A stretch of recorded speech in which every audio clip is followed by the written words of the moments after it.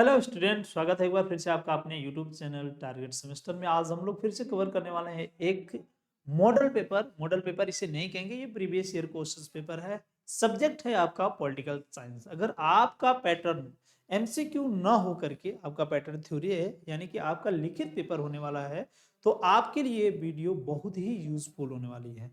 और अगर आपका पैटर्न एमसीक्यू पैटर्न है, ठीक है ना, आपका एग्जाम एमसीक्यू होगा, तो आपको भी परेशान होने की आवश्यकता नहीं है। आपके लिए ऑलरेडी वीडियोस प्रोवाइड करा दिए गए हैं, ठीक है।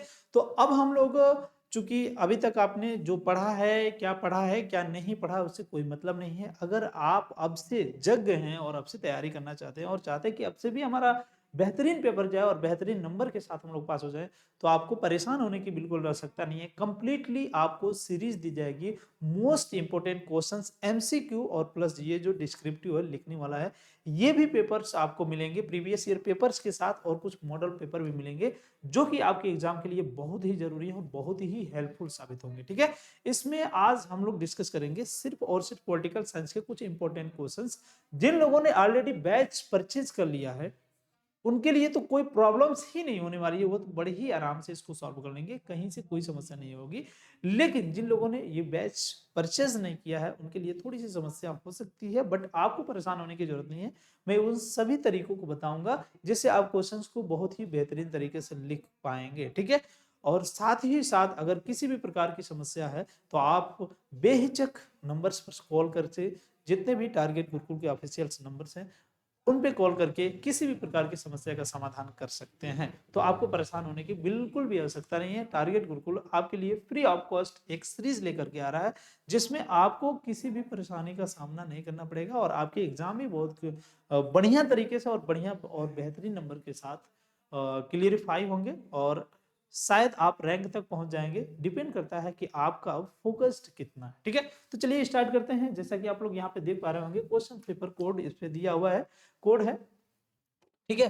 कोड है यहाँ पे 21321, जो कि ऑलरेडी हर पेपर में रहता है, ठीक है। बीए सेमेस्टर्स एनईपी एग्जामिनेशंस, मतलब ओवरऑल जितने भी यूनिवर्सिटीज होती हैं जिनका जो पैटर्न है वो डिस्क्रिप्टिव है यानी कि लिखित है, उनको क्वेश्चंस का आंसर लिखना है उनके लिए, ठीक है। मेजर और माइनर, ये बड़ी समस्या होती है कि सर जी मेजर का पेपर और माइनर का पेपर में क्या, दोनों में क्या डिफरेंस होगा, क्या अलग अलग होगा, तो ऐसा कुछ नहीं है। मेजर और माइनर दोनों एक ही में होने वाले हैं, जैसा कि आप लोग ये प्रीवियस ईयर क्वेश्चंस देख पा रहे होंगे। पॉलिटिकल साइंस का है, पेपर फर्स्ट है, पॉलिटिकल थ्योरी है, ठीक है। और इसमें टाइमिंग वगैरह जो कुछ भी है तो आप लोग देख ही सकते हैं, 75 मार्क्स का है। अच्छा, एक चीज मैं और बता दूं, अभी तो ये पेपर का जो पैटर्न है थोड़ा सा चेंज है, ठीक है। एक न्यू पैटर्न का जो पेपर आता है उसके बारे में भी हम डिस्कस करेंगे, लेकिन पहले इनमें कुछ क्वेश्चंस हैं, क्वेश्चंस को देख लेते हैं, उसके बाद आगे हम लोग बढ़ते हैं, ठीक है। चलिए देखते हैं। इनमें पहला जो क्वेश्चन है, देखिए कह रहा है कि किन्हीं 5 प्रश्नों के उत्तर दीजिए। सभी प्रश्नों के जो अंक हैं वो आपस में क्या है, समान, ठीक है। 15-15 मार्क्स के सभी प्रकार के क्वेश्चंस है, ओवरऑल जितने भी क्वेश्चंस है। पहला क्वेश्चन दिया है, define political science and discuss it's relationship between relationship between या फिर relationship with economic and history. मतलब क्वेश्चन कह रहा है, क्वेश्चन कह रहा है जिन लोगों ने थ्योरी क्लास लिया ना, जिन लोगों ने टारगेट गुरुकुल ऐप पर पॉलिटिकल साइंस का थ्योरी क्लास लिया है, उनके लिए तो ये क्वेश्चन एकदम हलवा है। कैसे है देखिए भाई, राजनीति विज्ञान की परिभाषा पूछ रहा है। विभिन्न प्रकार के जो राजनीति राजनीतिज्ञ हैं अपने हिसाब से भी परिभाषा दिए हैं, और जो राजनीति विज्ञान का परिभाषा है सिंपली किससे संबंधित है भाई, तो राज्य से संबंधित है, राज्य से संबंधित है, ठीक है।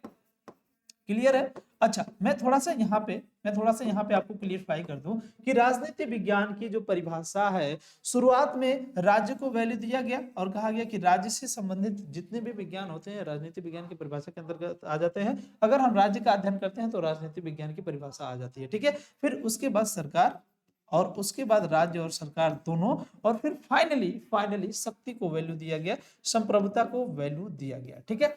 तो अगर इस क्वेश्चंस का आंसर लिखना है तो बेसिकली आपको एक बार राज्य को, एक बार सरकार को, एक बार शक्ति को, इन सभी को वैल्यू देते हुए हम थ्योरी को कवर करेंगे और फाइनली इसका क्वेश्चंस लिख लेंगे। अब क्वेश्चन पूछेगा कि क्वेश्चन पूछा है अर्थशास्त्र और इतिहास के साथ इसका संबंध की विवेचना कीजिए। मतलब क्वेश्चन ये भी कह रहा है कि इतना ही नहीं, डिफाइन तो करिए। देखिए एक चीज मैं और आपको बता दूं इस क्वेश्चन में, कि आप जब इस क्वेश्चन को लिखना स्टार्ट करेंगे ना, राजनीति विज्ञान की परिभाषा, तो सिंपल पहले भूमिका लिखिएगा और भूमिका लिखने के बाद कुछ परिभाषा दे दीजिएगा जो कि साधारण परिभाषा होती है। उसके बाद जो विभिन्न प्रकार के राजनीतिज्ञ हैं उन्होंने अपनी परिभाषा दिया, जैसे डॉक्टर गार्नर महोदय हैं।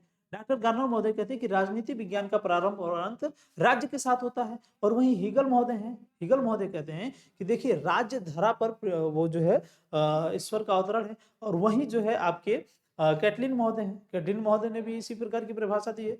ठीक है, तो एक तरीके से राज्य और जो विभिन्न प्रकार के राजनीतिज्ञ हैं, विद्वान हैं, उन्होंने अपने हिसाब से परिभाषा दिया है। और अर्थशास्त्र और इतिहास के साथ इसके क्या संबंध है, मतलब अर्थशास्त्र ने किस प्रकार से राजनीति को प्रभावित किया और किस प्रकार से राजनीति ने अर्थशास्त्र को प्रभावित किया। ठीक उसी प्रकार इतिहास में राजनीति किस तरीके से डेवलप हुई, या फिर इतिहास का राजनीति को डेवलप करने में कितनी भूमिका निभाई गई।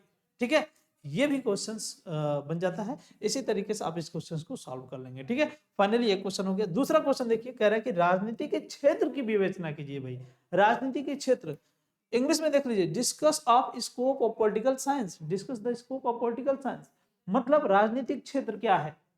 जैसे राज्य या सरकार, या फिर राज्य सरकार दोनों, या फिर शक्ति।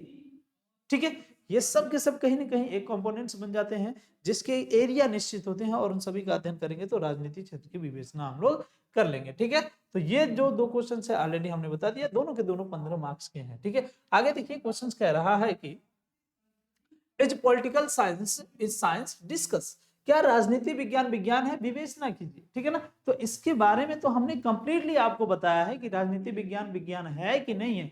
यहां तक कि जो अरस्तु महोदय हैं वो कतई मानने के लिए तैयार नहीं है कि राजनीति विज्ञान विज्ञान नहीं है। वो हमेशा कहते हैं कि राजनीति विज्ञान विज्ञान ही नहीं है बल्कि सर्वोच्च विज्ञान है। ठीक है ना, तो एक तरीके से इस डेफिनेशन को हम लोग इसमें लिख सकते हैं, राजनीति विज्ञान सर्वोच्च विज्ञान है।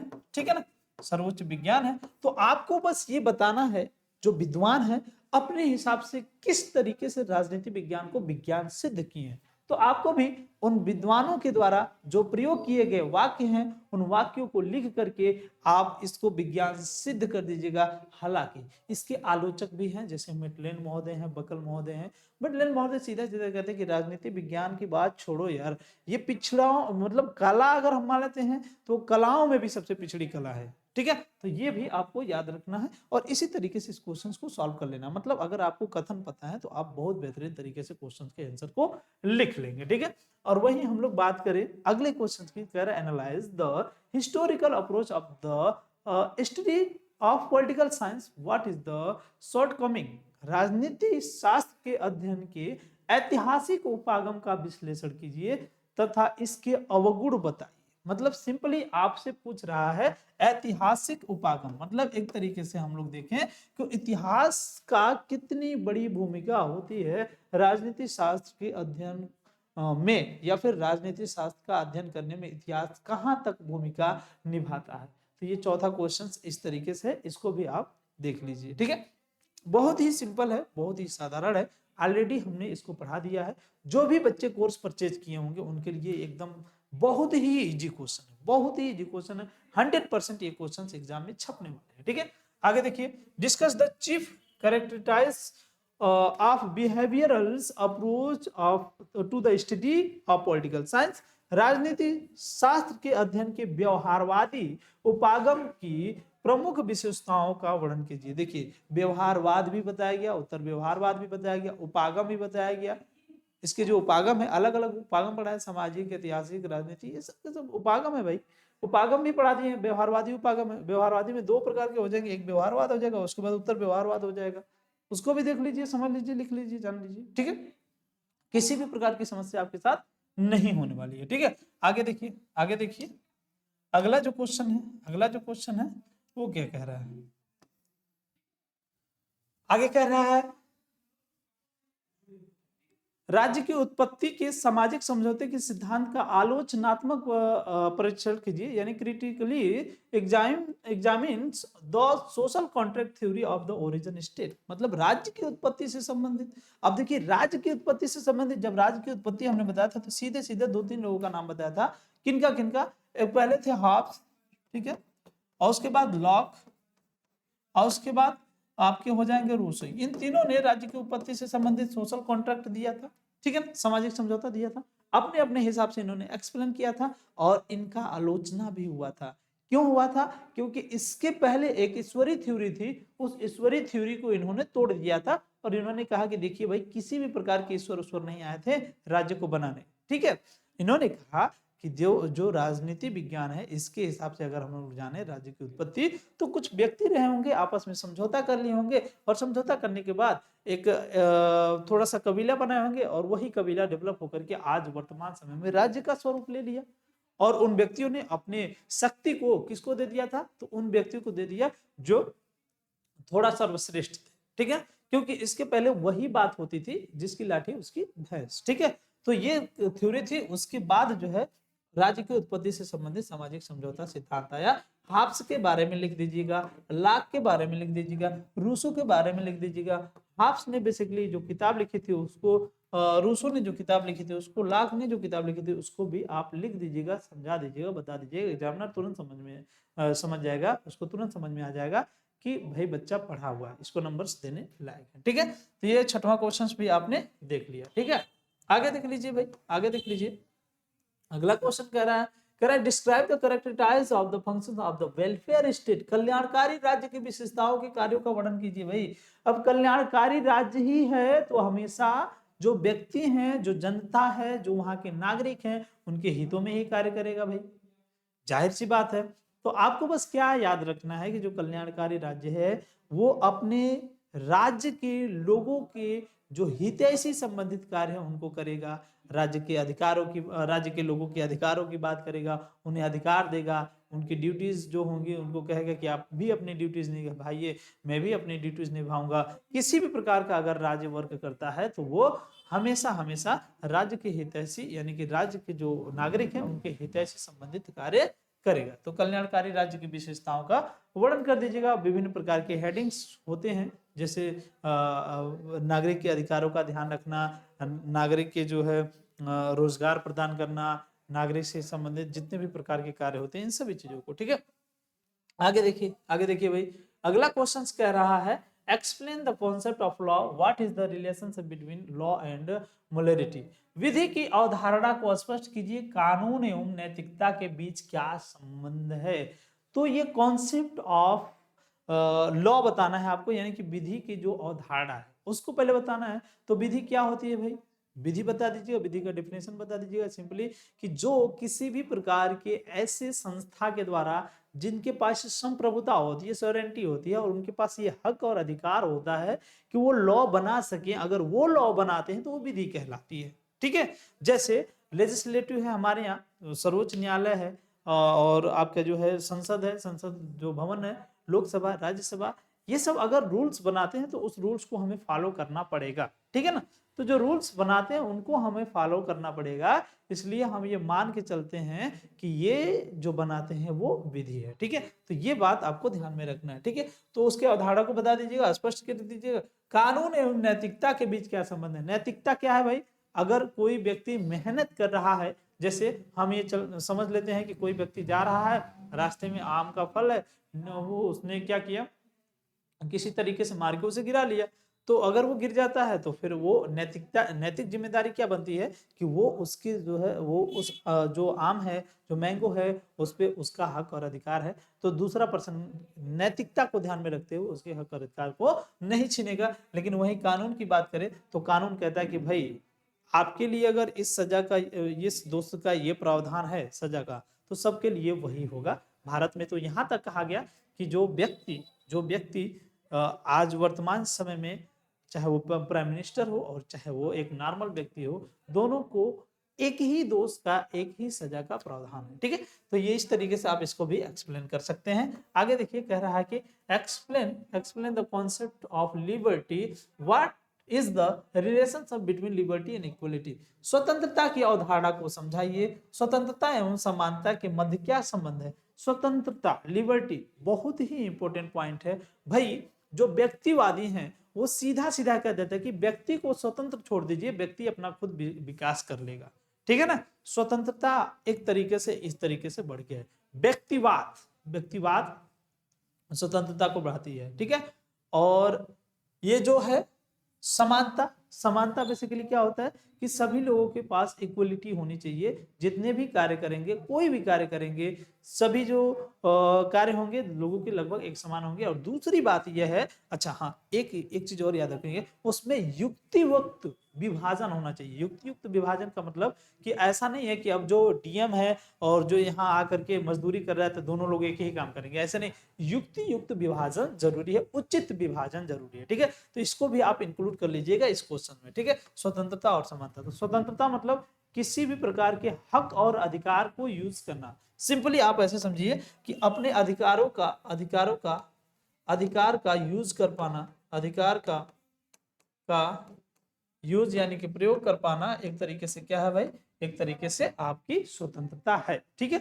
और वहीं समानता की बात करें तो सबको अपने हक और अधिकार जो होते हैं उनको प्रयोग करने के लिए समान हक और अधिकार प्राप्त होने चाहिए, मतलब वो हक और अधिकार का यूज कर सकता है, प्रयोग कर सकता है, ठीक है। ये भी क्वेश्चन से आपको लिख लेना है। और दोनों के बीच में क्या संबंध है इसको भी बता देना है। जैसे मैं बता दूं आपको कि जब रिवॉल्यूशन ऑफ 1789 हुआ था तो वहां पर भी हक और अधिकार की बात की थी। समानता, स्वतंत्रता और बंधुत्व, समानता, स्वतंत्रता, बंधुत्व, ये तीनों बात वहीं से निकल करके आई थी। तो आप थोड़ा सा रेफरेंस वहां भी दे दीजिएगा, ठीक है। फिर कह रहा है कि write an is the essay on the concept justice, मतलब न्याय की अवधारणा पर एक निबंध लिखिए, ठीक है ना। न्याय की अवधारणा, न्याय क्या होता है, न्याय क्यों जरूरी है, न्याय का ऐतिहासिक दृष्टिकोण क्या था, मतलब न्याय की इस तरीके से और क्यों अस्तित्व में है, न्यायालय पहली बार कब अस्तित्व में आया, ठीक है। इन सभी के बारे में आप लिख सकते हैं। निबंध लिखना है तो निबंध में इस तरीके से आप लिख सकते हैं, ठीक है। तो ओवरऑल आपने देखा कि ये जो जितने क्वेश्चंस हैं, जितने क्वेश्चंस आपके लिए बहुत ही बेहतरीन है, बहुत ही बेहतरीन, ठीक है।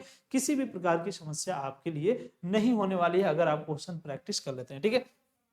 साथ ही साथ मैं आपको बता दूं, साथ ही साथ मैं आपको ये भी बता दूं कि अगर अभी तक आपने बिल्कुल भी तैयारी नहीं की है, बिल्कुल भी तैयारी एकदम जीरो है, मान के चलिए कि कुछ भी आपने अभी तक नहीं पढ़ा, तो आपको परेशान होने की जरूरत नहीं है। अगर आप लखनऊ यूनिवर्सिटी से हैं तो आप लखनऊ गुरुकुल को तुरंत ही सब्सक्राइब कर लीजिए। बहुत ही इंपॉर्टेंट क्वेश्चंस जो थ्योरी क्वेश्चंस थे वो आपको यहाँ पे मिलने वाले हैं कंप्लीटली स्पेशल फॉर एलयू, मतलब लखनऊ यूनिवर्सिटी के बच्चों के लिए ये एलयू जो लखनऊ गुरुकुल है, ठीक है ना, ये 100% आपको जितने भी सीरीज है वो प्रोवाइड कराएगा ही कराएगा, कोई दो राय नहीं है।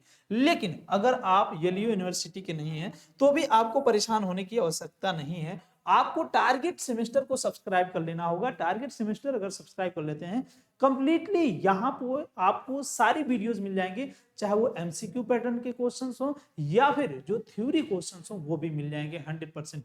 और अभी वीडियो में सिर्फ और सिर्फ मैंने आपको क्वेश्चंस दिखाए हैं, लेकिन अगली वीडियोस जो आने वाली हैं उसमें बकायदे मैं बताऊंगा कि किस क्वेश्चंस को किस तरीके से लिख सकते हैं, उसके संक्षिप्त विवरण भी आपको देखने को मिलेंगे। तो आपको आइडियाज मिल जाएगा कि किस तरीके से हम क्वेश्चंस को लिख पाए, ठीक है।